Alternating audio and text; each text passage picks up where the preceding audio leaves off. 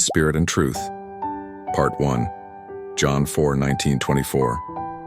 NKJV. The woman said to him, "Sir, I perceive that you are a prophet. 20 our fathers worshipped on this mountain, and you Jews say that in Jerusalem is the place where one ought to worship." Jesus said to her, "Woman, believe me, the hour is coming when you will neither on this mountain nor in Jerusalem worship the Father. But you worship what you do not know. We know what we worship, for salvation is of the Jews. But the hour is coming, and now is, when the true worshippers will worship the Father in spirit and truth. For the Father is seeking such to worship him. 24 God is spirit, and those who worship him must worship in spirit and truth. 1. You worship you know not what.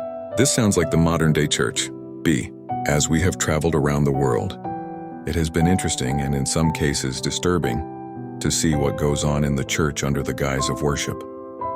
See, Jesus said in verse 23 that the Father is seeking true worshipers. The Father is seeking people who will worship him from their mouth and their heart. D. You worship in vain if your mouth worships, but your heart is not submitted to God. Matthew 15:8-9, NKJV. These people draw near to me with their mouth and honor me with their lips, but their heart is far from me. And in vain they worship me.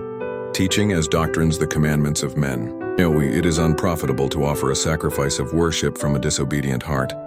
1 Samuel 15:22 AMP. Samuel said, "Has the Lord as great a delight in burnt offerings and sacrifices as in obeying the voice of the Lord? Behold, to obey is better than sacrifice, and to hearken than the fat of rams." 2. Being a true worshiper. Worship is from the heart. Worship is not a religious act of posture, stance, or tone. It is the heart crying out. Psalms 42:7, deep calls unto deep. 10 lepers were healed. Only one came back to say thanks. 9 were cleansed, but only one was made whole.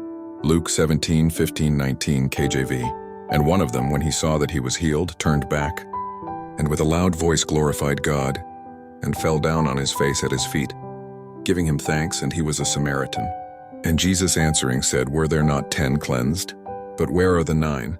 There are not found that returned to give glory to God, save this stranger." And he said unto him, "Arise, go thy way, thy faith hath made thee whole."